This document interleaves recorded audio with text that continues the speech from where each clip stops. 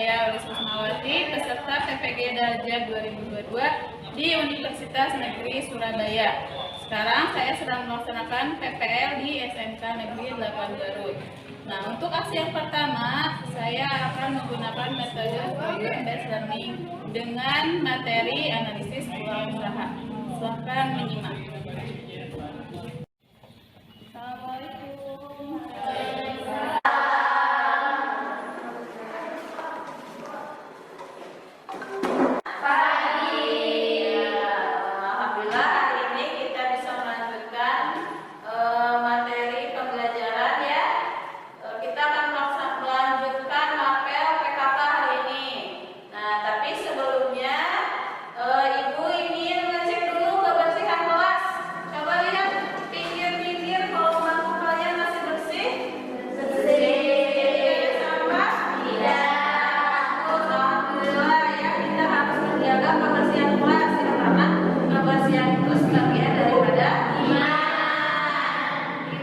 Jiwa yang sehat tidak ada jiwa yang kuat. Di dalam badan yang sehat ada jiwa yang kuat.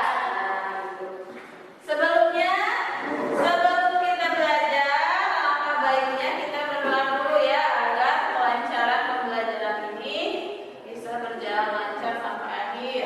Silakan Ibu Kaya untuk memimpin doa. Baik, sebelum melaksanakan pembelajaran, alangkah baiknya kita berdoa terlebih dahulu. Berdoa di dalam hati mulai.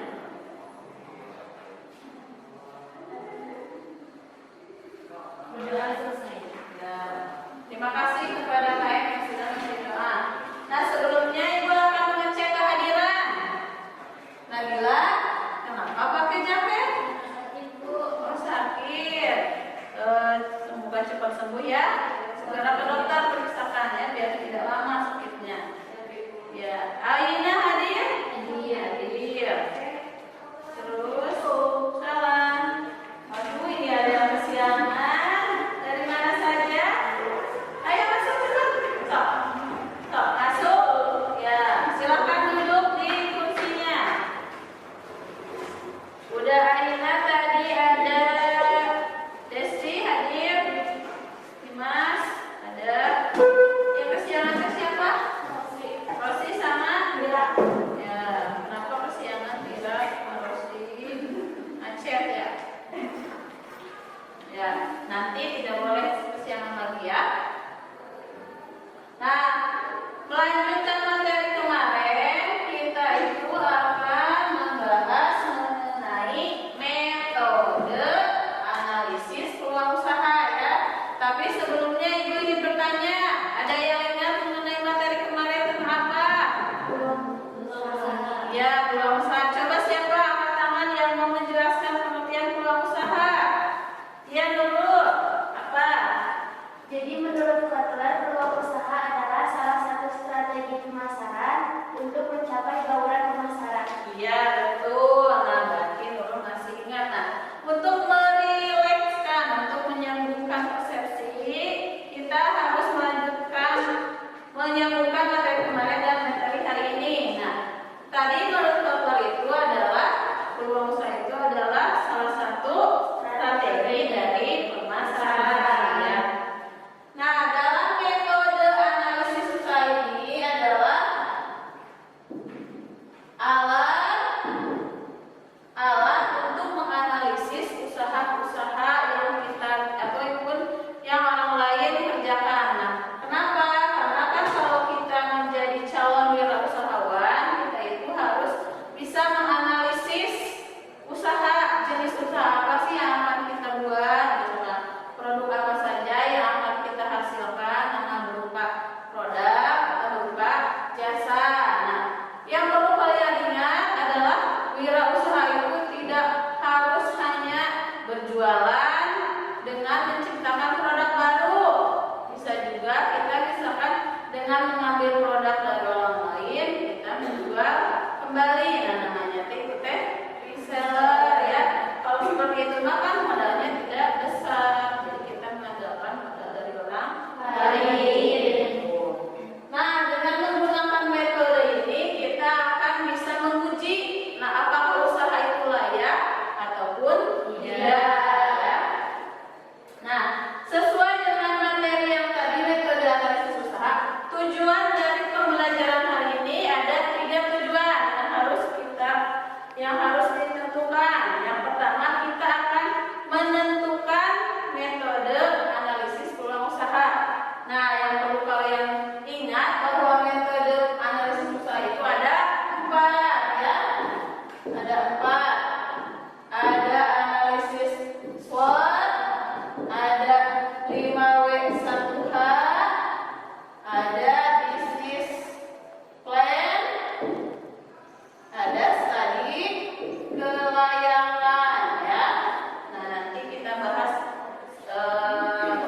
depan. Nah, tapi sebelum kita melanjutkan ke materi selanjutnya, Ibu sudah membuat soal pretest. Nah, soal pretest ini tujuannya untuk mengukur seberapa paham kalian mengenai materi yang akan kita bahas. Nah, namanya juga pretest. Pretest itu dilakukan sebelum ya. Jadi sebelum kalian memahami pelajaran, dikasih tes dulu, soal dulu, dan nanti juga ada namanya post test. Jadi Ibu bisa membandingkan sebelum belajar dan sudah belajar, kemampuan pemahaman kalian meningkat atau tidak. Untuk pretest, Ibu sudah masukkan linknya di WA satu HP-nya. Nah, Ibu dikirimkannya pada kelas 11.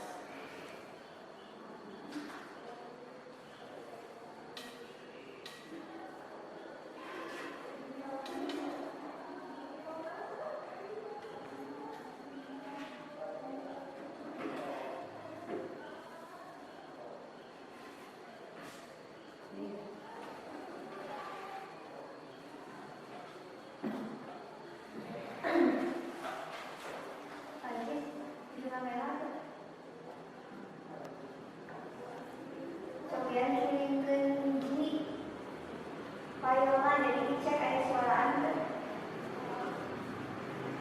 Nah, silahkan kalian buka di HP-nya masing-masing. Waktunya 5 menit. Silahkan. Assalamualaikum.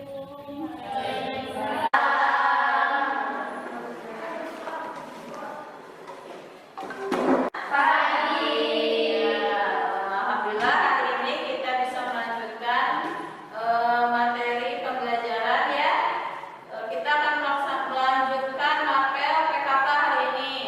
Nah, tapi sebelumnya Ibu ingin ngecek dulu kebersihan kelas. Coba lihat pinggir-pinggir kalau bangku kalian masih bersih. Tidak ada sampah? Tidak. Alhamdulillah ya, kita harus menjaga kebersihan kelas ya, karena kebersihan itu sebagian daripada iman. Di dalam jiwa yang sehat tidak ada jiwa yang kuat. Di dalam badan yang sehat ada jiwa yang kuat. Nah, gitu. Sebelum kita belajar, alangkah baiknya kita berdoa dulu ya, agar kelancaran pembelajaran ini bisa berjalan lancar sampai akhir. Silakan Ibu Kaya untuk memimpin doa. Baik, sebelum melaksanakan pembelajaran, alangkah baiknya kita berdoa terlebih dahulu. Berdoa di dalam hati mulai.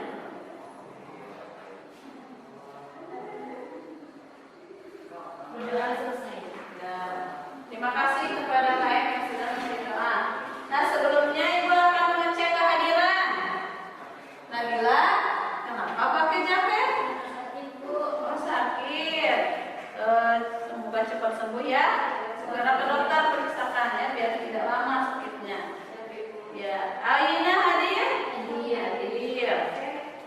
Terus, salam. Aduh, ini ada yang kesiangan. Dari mana saja? Ayo masuk dulu. Sok, masuk. Ya, silakan duduk di kursinya. Udah Aina, tadi ada Desti hadir. Dimas ada. Yang kesiangan ke siapa? Rosi sama Mira. Ya, kenapa kesiangan Mira sama Rosi? Aceh ya. Ya, nanti tidak boleh kesiangan lagi ya. Nah, melanjutkan materi kemarin, kita itu akan membahas mengenai metode analisis peluang usaha ya. Tapi sebelumnya Ibu ingin bertanya, ada yang ingat mengenai materi kemarin tentang apa? Ya, peluang usaha. Coba siapa angkat tangan yang mau menjelaskan pengertian peluang usaha? Iya dulu. Apa? jadi menurut Kotler, peluang usaha adalah salah satu strategi pemasaran untuk mencapai bauran pemasaran.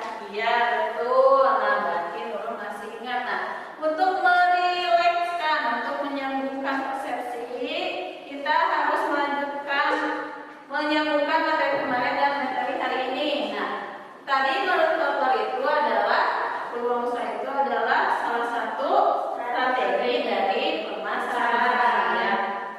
Nah, dalam metode analisis usaha ini adalah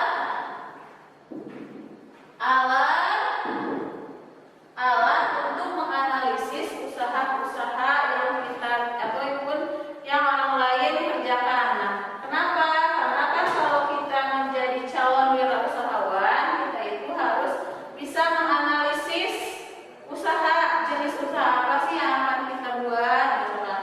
Produk apa saja yang akan kita hasilkan, berupa produk atau berupa jasa. Nah, yang perlu kalian ingat adalah wirausaha itu tidak harus hanya berjualan dengan menciptakan produk baru. Bisa juga kita misalkan dengan mengambil produk dari orang lain, kita menjual kembali. Nah, namanya itu reseller ya.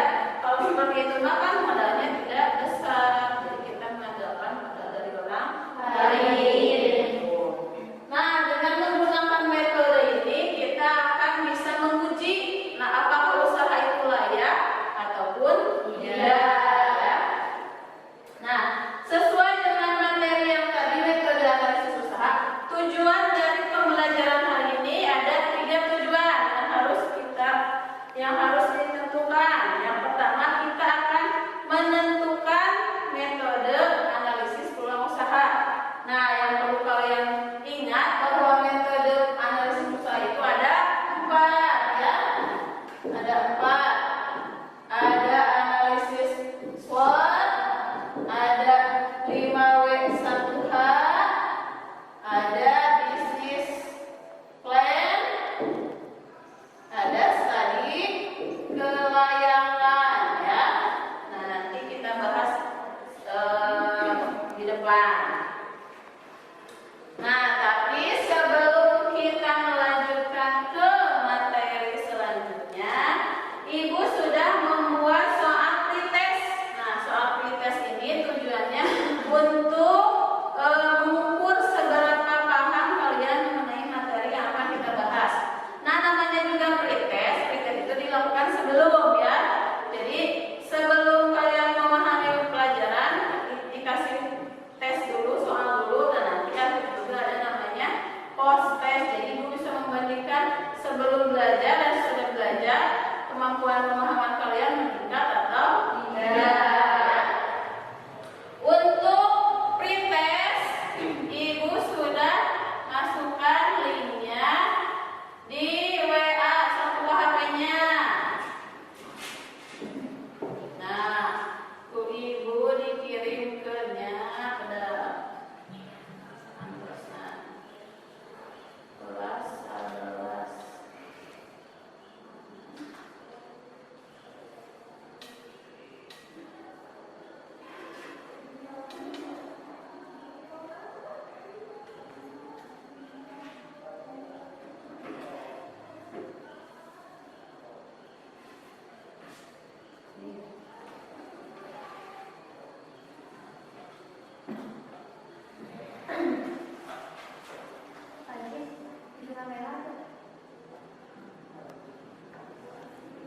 Kemudian kirimkan di file-nya, jadi dicek ada suara Anda. Nah, silahkan kalian buka di HP-nya masing-masing. Waktunya 5 menit. Silahkan.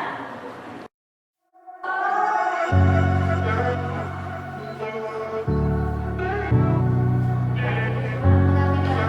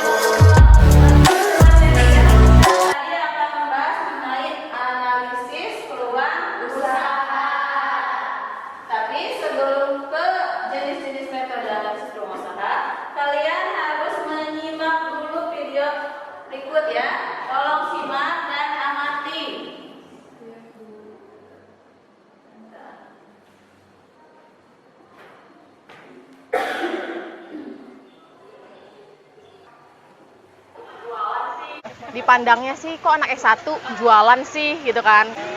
Tapi kan lu nggak tahu penghasilannya malah mungkin banyakan saya daripada yang kerja di kantoran. Enak kayak gini mas, usaha lebih enak, lebih fleksibel waktunya, bisa buat anak, bisa buat keluarga lebih lama gitu. Halo, saya Zikra Oranindita. Saya memiliki usaha di kampus IPB Dramaga, Babakan Raya, depan Cikenti, namanya Nguahyu. Idenya kita sering lihat YouTube, kan saya sering banget lihat YouTube di makanan kuliner-kuliner gitu. Tapi belum ada nih di daerah saya yang untuk direbus-rebus. Biasanya kan sosis tuh dibakar ya, atau nggak digoreng ya. Jadi saya mikir gimana caranya ya biar ada yang rebus-rebus gitu. Akhirnya saya nyiptain ini gerobak sendiri, semuanya desain sendiri. Ya jadi deh Nguahyu. Untuk awal-awal testernya itu sama siapa? Sendiri, semuanya sendiri sama keluarga dulu awalnya. Bikin kuah juga sendiri. Semuanya sendiri. Bikin kuah juga sendiri, yang nyobain keluarga dulu. Akhirnya langsung banyak kayak gini, alhamdulillah. Yakinnya karena semua orang suka bakso awalnya ya. Dari kuah pasti orang suka. Terus suki-sukian kayak gini murah. Jadi orang tuh dari menengah ke bawah sampai menengah ke atas tuh pasti suka. Jadi saya mikir kalau profit dari usaha ini pasti sangat besar. Jadi yang beli tuh milih sendiri, Mas bisa lihat yang ini 5.000, yang ini 2.000, yang ini 10.000. Ini ada beef enoki juga. Nanti kita rebusnya di sini. Terus langsung dikasih kuah.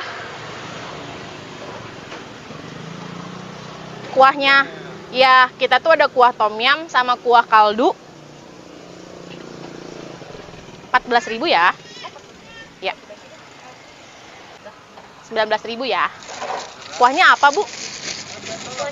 Tom yum sama kaldu. Tom yum. Kita racik sendiri pakai bawang-bawangannya, ada wijen, bawang goreng.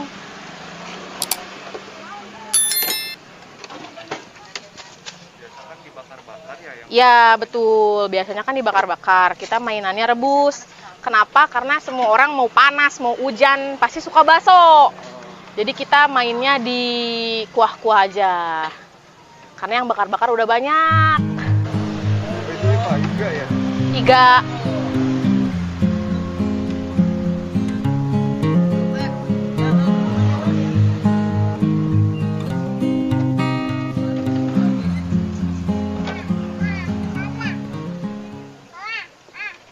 Kita setiap hari dari 2 juta sampai yang terkecil 1 juta sih, nggak pernah turun dari itu. Ya.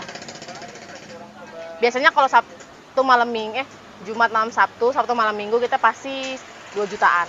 1.800.000-an lah. Ya sama yang beli-beli bahannya tiap hari kan harus ada yang dibeli kayak gas, garam segala macam kan tuh harian ya, nggak kehitung lah. Kita hitungannya itu kos harian. Ya pasti ya sekitar segitu sih. Udah banyak nih yang mau. Kebetulan di daerah di Pakuan Bogor, di Caringin Dramaga, sama satu lagi di Lewiliang. Udah ada. Kita lagi ngurus perizinannya dulu. Jadi mereka kan, aku kan sistem franchise-nya kan lepas ya. Jadi cuma beli bahan dan alat dan bahan dan gerobaknya aja. Jadi dia beli bahannya bisa sendiri, segala macam saya ajarin sampai bisa, biar bisa menghasilkan uang sendiri gitu. Ya untuk teman-teman yang pengen gabung bisa langsung DM aja ke Nguahyu IPB Dramaga. Bisa langsung DM ke situ dan tanya-tanya harga franchise-nya berapa. Buruan kita buka 5 slot dulu untuk bulan ini. Sambelin lagi Kak? Sambelin lagi? Pilihan Kak? Iya pilihan.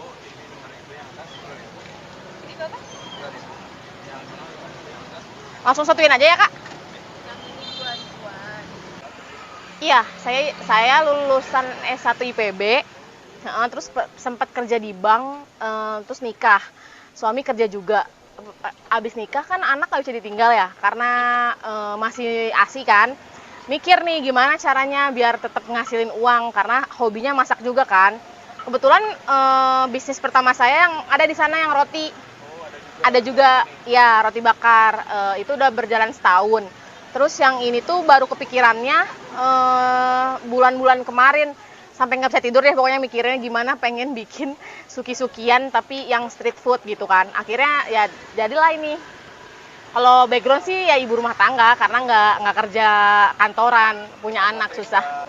Dipandangnya sih kok anak S1 jualan sih gitu kan. Kok lulusan IPB jualan sih. Tapi kan lu nggak tahu penghasilannya malah mungkin banyakan saya daripada yang kerja di kantoran.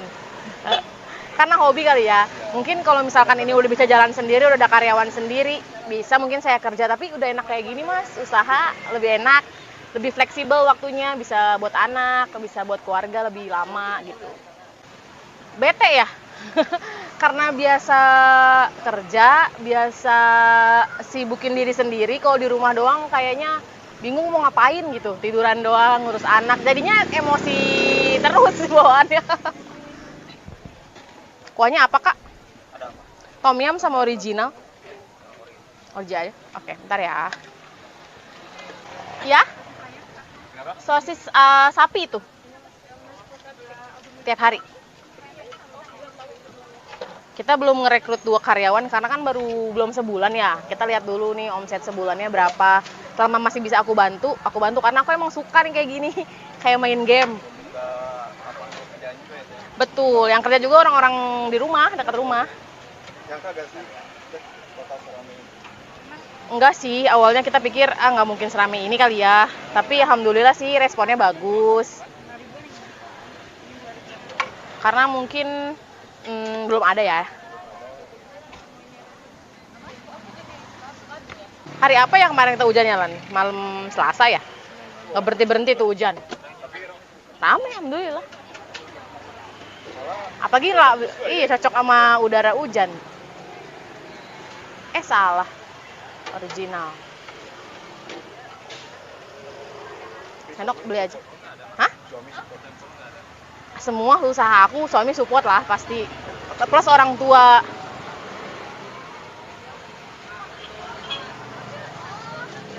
Dia bagian uangnya deh, saya bagian eksekusinya.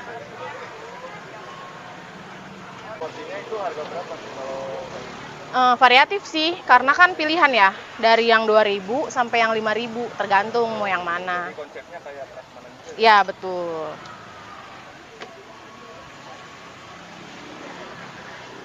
Kendala selama ini arti apa kendalanya? Parkir, cuaca. Itu doang sih.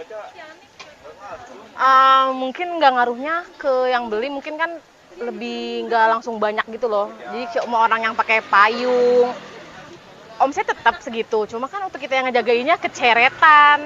Ini kalau kehujanan dia keceretan cepet asem, ya kan? Itu doang sih kendalanya, sama parkir.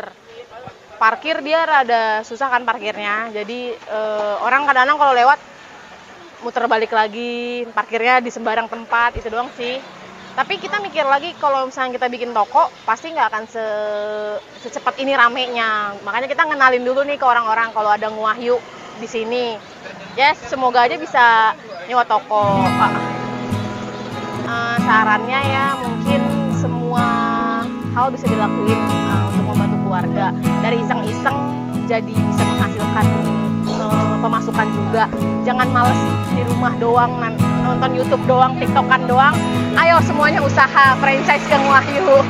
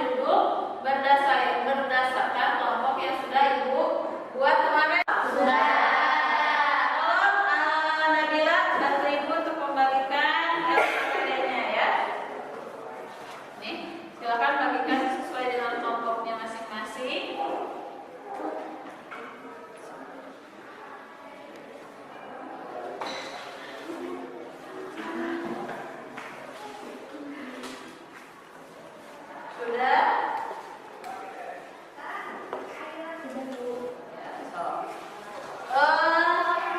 Kalian baca LKPD-nya, langkah-langkahnya, kalian diskusikan.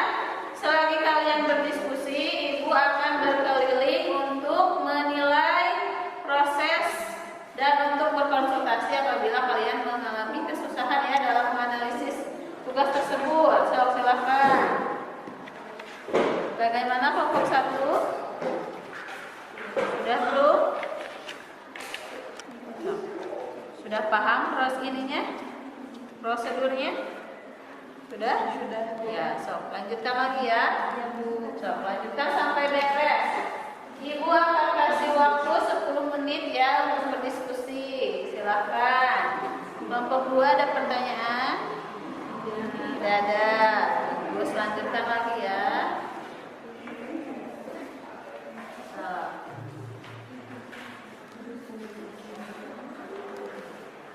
Bagaimana kelompok 3? Ada pertanyaan dulu? Tidak ada ya. So, berarti kalian sudah paham ya. Lanjutkan sampai waktunya selesai.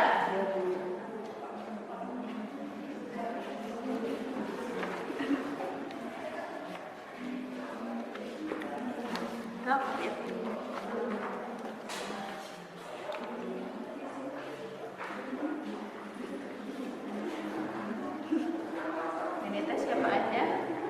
Tira, Rosi, Tira, Rosi, Melsiana, Tira, Rosi, Melsiana, Destiana. Oke.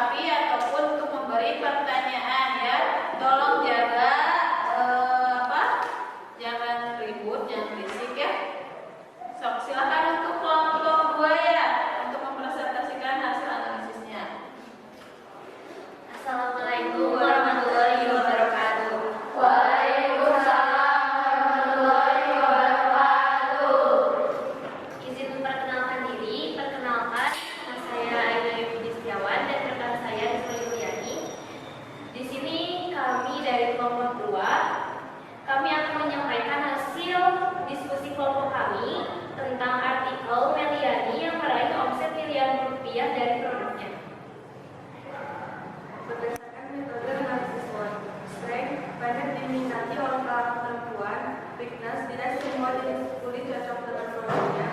Opportunity, memanfaatkan media sosial. Dan threat, ancaman yang mungkin terjadi pada usaha kosmetik, yaitu apabila usaha tersebut memiliki banyak pesaing yang menjual produk. Namun, kendala ini dapat disiasati dengan menciptakan inovasi secara berkala. Hal-hal yang membuat bisnis Meliani di bidang kecantikan dapat bertahan dan berkembang, yaitu melakukan inovasi terhadap produknya, memanfaatkan peluang usaha, memiliki modal yang cukup, memiliki perencanaan yang matang, organisasi yang terarah, dan yang terakhir pemasaran yang sesuai dengan target. Sampai sini ada yang mau ditanyakan? Apa sih yang dimaksud dengan inovasi? Baik, inovasi produk adalah menciptakan produk yang baru yang dapat memenuhi kebutuhan dan keinginan konsumen sehingga muncul minat beli terhadap produk tersebut. Ada lagi? Apa sih yang dimaksud dengan strength kalau mengenai sesuatu itu? Strength artinya kekuatan. Di dalam analisis SWOT, strength memiliki arti yaitu keunggulan apa saja yang dimiliki oleh suatu bisnis. Ada lagi?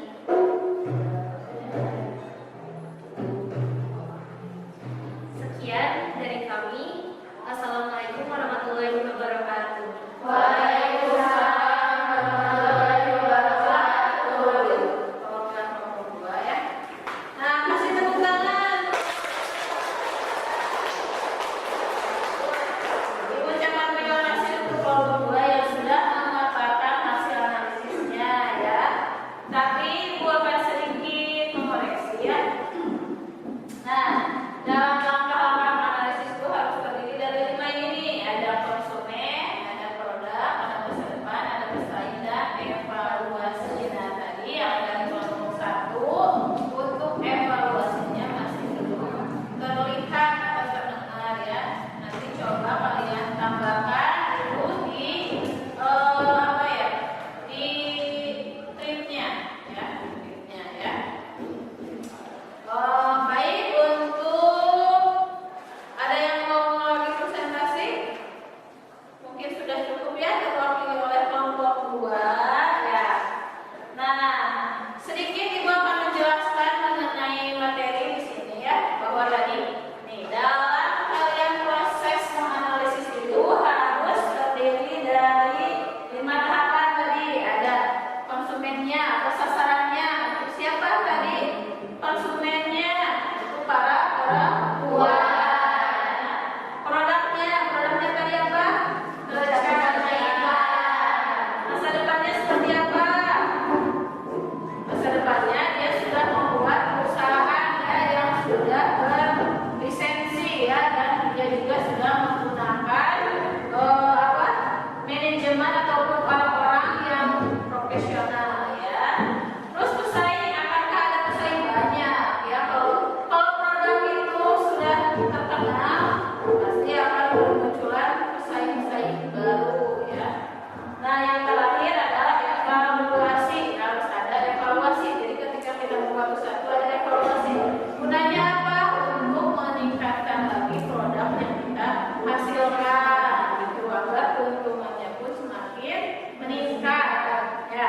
Tadi di analisis SWOT ya, dalam strength tadi kekuatan. Jadi kekuatan itu terdiri dari beberapa hal ya. Di sini ada dari jenis bisnis apa yang akan kita buat atau kita bentuk. Yang kedua ada kualitasnya. Yang ketiga ada orang-orangnya, sumber dayanya, seperti apa yang akan kita rekrut gitu. Dan yang keempat ada teknologi. Kita akan menggunakan teknologi modern atau teknologi klasik atau tanpa teknologi secara manual ya. Nah, untuk opportunity adalah kesempatan mencapai target yang lebih besar. Bagaimana cara kita untuk meraih pangsa pasar yang lebih banyak, konsumen yang lebih banyak, pelanggan yang lebih banyak ya, seperti itu.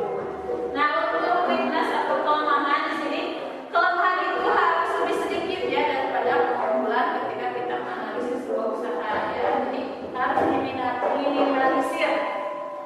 Nah, yang terakhir ada threat. Threat di sini